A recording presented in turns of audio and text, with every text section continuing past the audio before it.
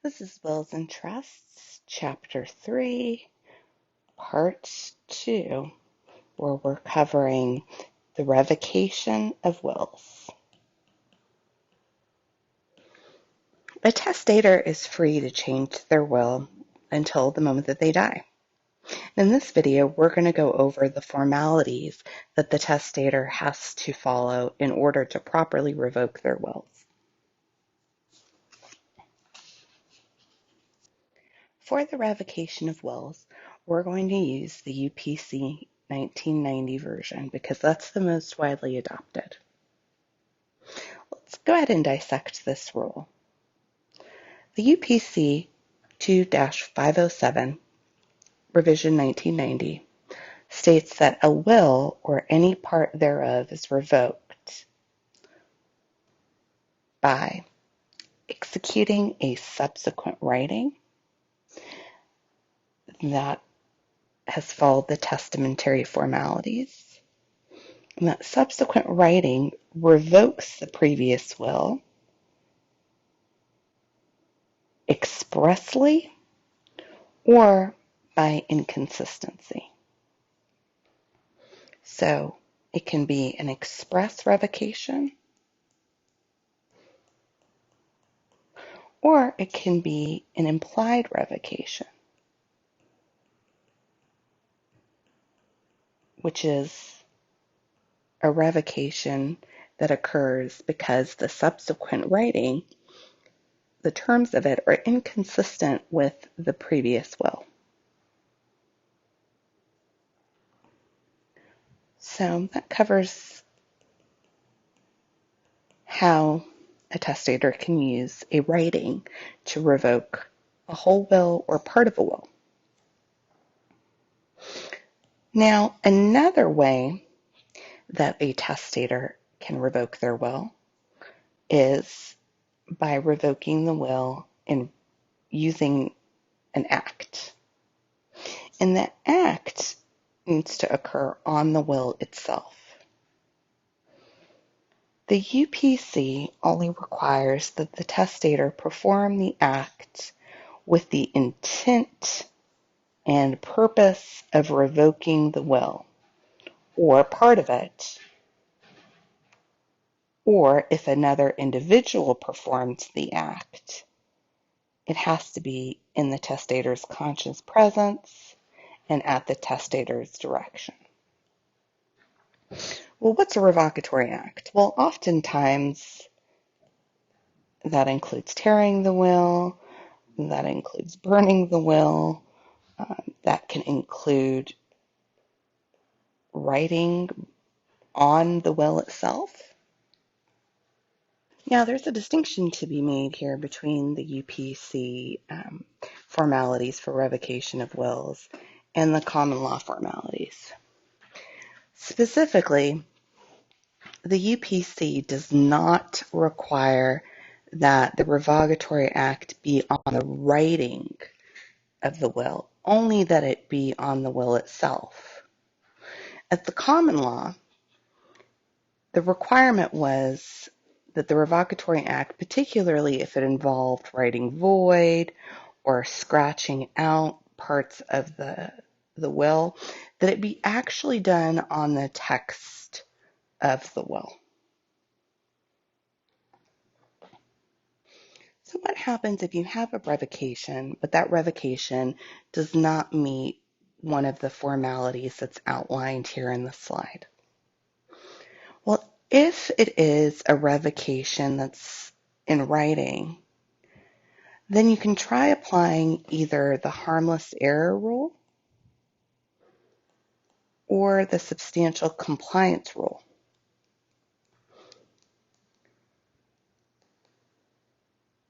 Which one you apply depends on which of these doctrines the jurisdiction has adopted.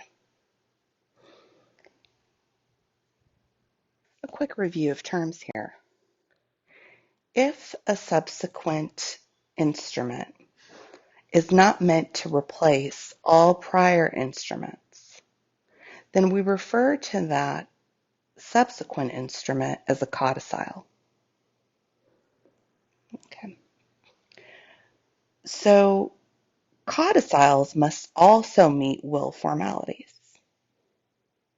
because codiciles can be a revocation or a modification, and in either case, they must meet will formalities. Let's explore the idea further of a revocation by a subsequent instrument, and particularly the use of codiciles as means of revocation. Let's discuss wills, codiciles, and the idea of revocation through inconsistency or an implied revocation. If you turn to page 218 of your textbook, you can walk through this example with me. Let's pretend that in 2011, a testator executes a will, and that will gives all of her property to her sister Anne. Okay. So is a good idea to draw a timeline when you have multiple instruments.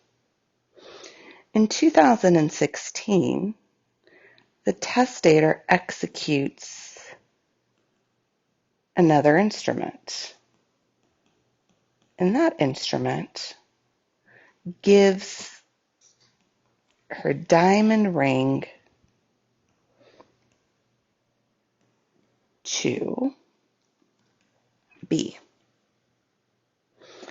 and her car to C. Yeah, I'm running out of names. That's what it is. We're just going to use initials. All right, so I'm going to pose two different hypotheticals. The first hypothetical is in 2017. Let's say that the testator destroys the 2016 instrument, and then they die. What happens with the testator's property? Well, based on these facts, we can conclude that this 2016 document here is a codicile. And we're going to presume that this is a will. Now, we know this is a codicile because it doesn't replace the 2011 will. It does, however, revoke parts of the 2011 will, specifically the parts that give the diamond ring and the car to Anne. Right? Before we answer this hypothetical, let's answer this. If the testator was to die in 2016 after executing this codicile, then B would get the ring, C would get the car, and A would get the rest of the testator's property. But instead, in hypothetical A, the testator destroys the 2016 instrument before they die. When they destroy the codicil, it revokes the provisions in the codicile. So these are gone here.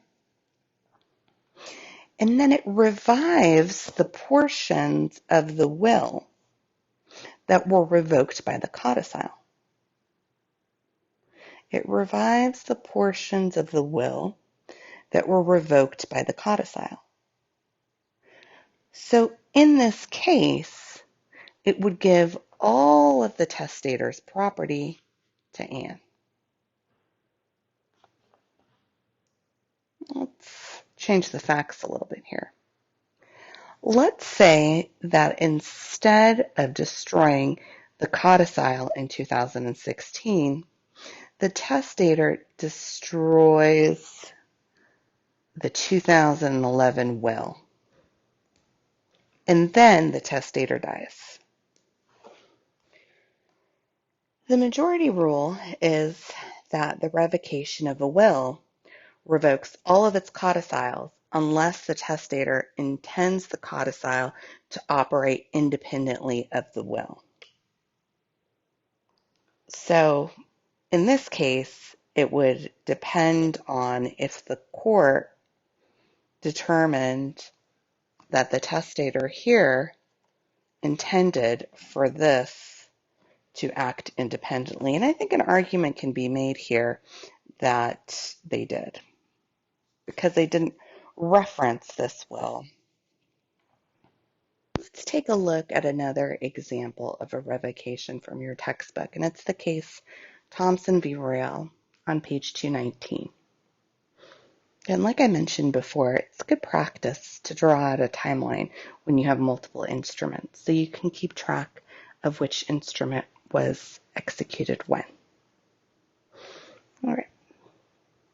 So for this case, in September of 1932, Kroll signed a will before 3 attesting witnesses, and she gave that instrument to the executor for safekeeping. Then, on September 15th of 1932, she signed a codicil before 2 attesting witnesses, and she gave that codicil to the attorney who prepared both documents. And on September 19th, 1932, Kroll decided that they wanted to destroy the will and the codicil.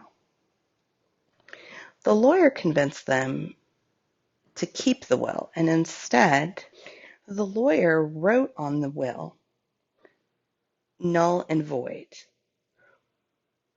But they only wrote that on the manuscript cover that was on top of the will. And they wrote it on the back of the codicil. Now, the testator signed this before 2 witnesses, but the witnesses didn't sign. And the question is this a revocation? Well, in October 2nd, in 1932, Kroll dies. The court applied the prevailing rule that the revocation of a will revokes all its codicils, unless the testator intends the codicil to operate independently of the will. They also applied a rule that said that the revocation must, if it's a physical act of revocation, it must touch the words of the will or codicil. So although there was plenty of evidence that the testator intended to revoke her will, there was no subsequent writing that met the will form. In trying to find a proper revocation, the court could look to 3 different possible ways that the will could have been revoked. The first was the writing, right? So the lawyer wrote null and void, and then the testator signed before 2 witnesses. But that didn't meet the will formalities because the witnesses did not sign. Next, the court could have looked to see if it was a holographic will. But it wasn't a holographic will because the revocation itself, the words null and void, were not in the testator's handwriting.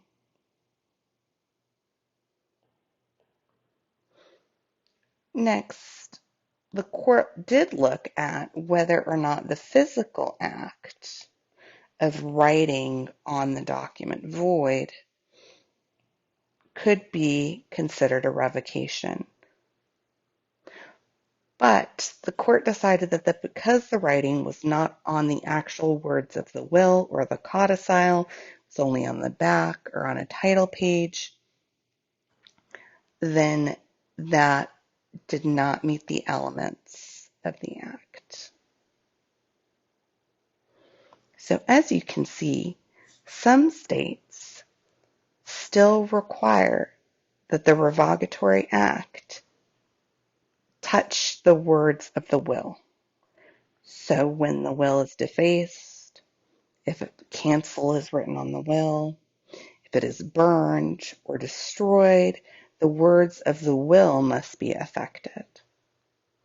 Now, had the court applied the UPC rule, the outcome would have been different, because the UPC does not require that any words on the will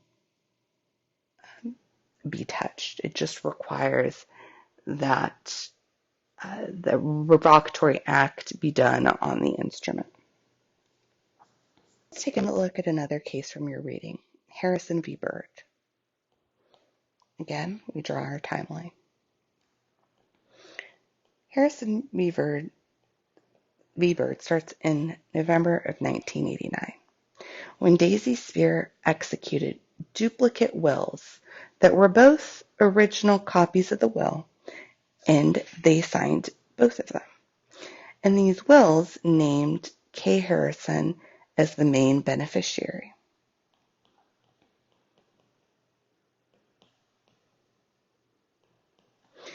Then, in March of 1991,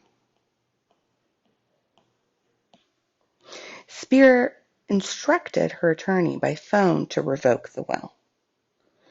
The attorney tore the will into 4 pieces and sent the pieces along with a letter stating that the will was revoked to Spear.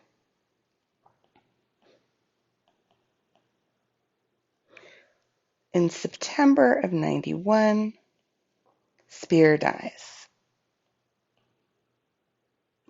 So the letter from the lawyer, but not the pieces of the will, were found. So what happens if an original will isn't actually torn or burned but lost? Well, the common law presumption is that if a will was in the testator's possession last, but is not found at death, then it's presumed that the testator destroyed the will with the intent to revoke. Well, what happens if an original will can't be found, but a duplicate will can be found? Well, duplicate original wills can be admitted into probate. These are not just copies of a will. These are an original will that has also been executed and signed. So essentially, when the testator signs one will, they sign another copy of the will, and the witnesses also sign both documents. So if there are duplicate originals, what happens? Well, a duplicate original can be admitted into probate as a will. But if one of those duplicate originals is destroyed, and is destroyed with the intent to revoke, then the duplicate original is also revoked. So in this case, when the will was torn by the attorney, it was a physical act that was committed by another at the direction of the testator with the intent to revoke. When one will was torn, it destroys the duplicate original.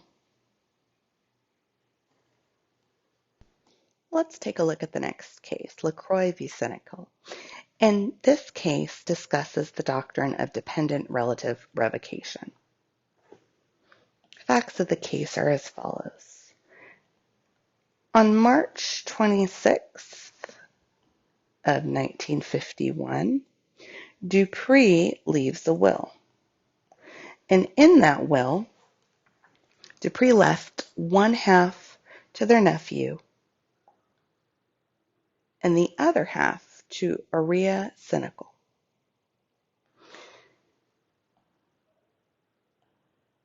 April 10th of 1951, Dupree adds a codicil. And this codicil is witnessed by Aurea's husband. This codicil leaves one half of the estate to Marcius Lamuth, also known as Nelson Lamuth, and the other one half to Aurea Cynical. Now, the reason that Dupree made this codicil was because they knew that their nephew, Nelson, also went by the name Marcius. That was, in fact, their given name. So they just wanted to make sure that the property would go to them.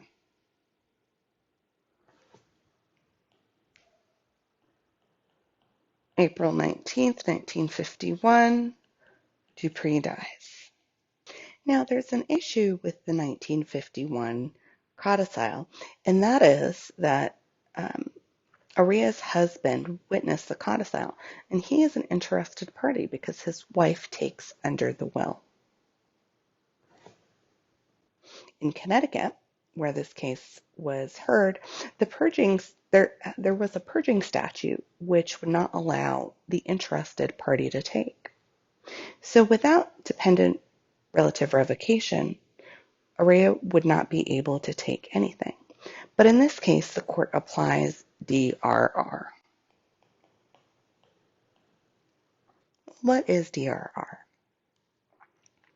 Well, if there is clear and convincing evidence that the testator canceled or destroyed a will with the intention of making a new one immediately, and that new will is not made, or it is made, but it fails for some reason, it's assumed that the testator would prefer the previous will to probate rather than go through intestacy.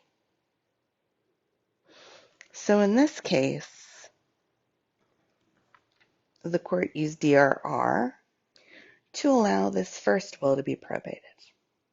So DRR can be used to save a testator from going intestate, but only if it can be shown that the testator revoked the subsequent will with the intent to make a new one, but didn't, or the subsequent will failed because it didn't meet formalities.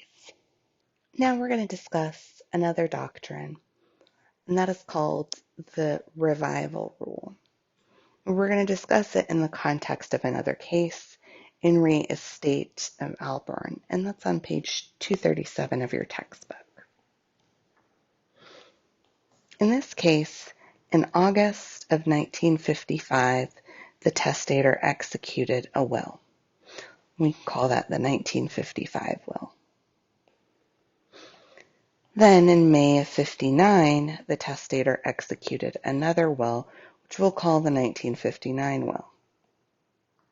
This 1959 will revoked the 55 will. Then in June of 1960, the testator tore up and discarded the 1959 will.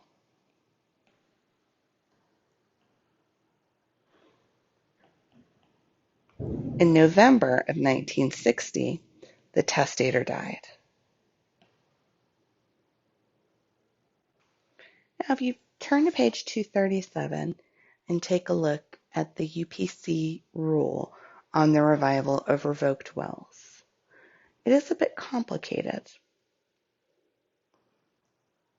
The first section, section A, holds that if the second will, the revoking instrument, wholly revokes the first will, then the revocation of the second will by a revocatory act does not revive Will 1 unless the proponent of Will 1 shows that the decedent intended the revocation of Will 2 to revive Will 1.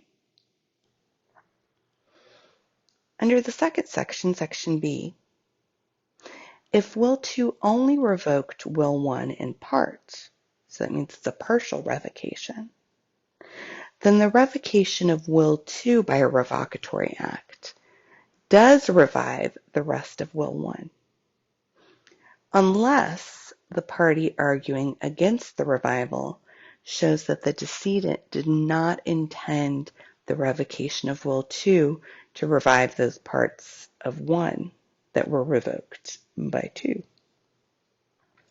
And finally, the third subsection, subsection C, if Will 2 is revoked by Will 3, revoking Will 3 does not revive Will 1 unless the terms of Will 3 indicate that such a result was the testator's intent.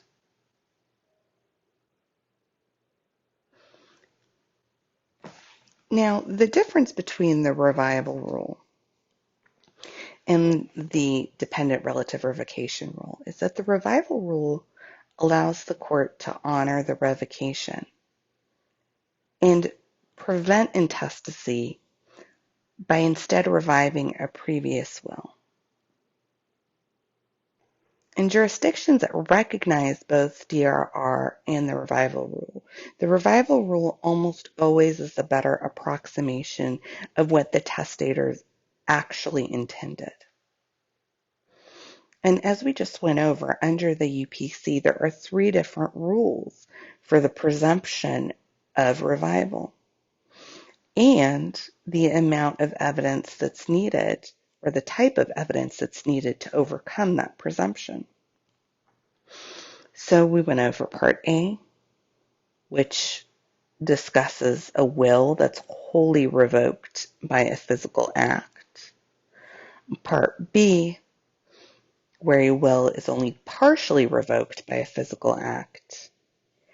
And Part C, where a will is revoked by a subsequent writing, a subsequent will. So make sure to know the differences between each of these scenarios. We're going to conclude this video by discussing revocation by operation of law. Revocation by operation of law is when a will is revoked because of the happening of an event.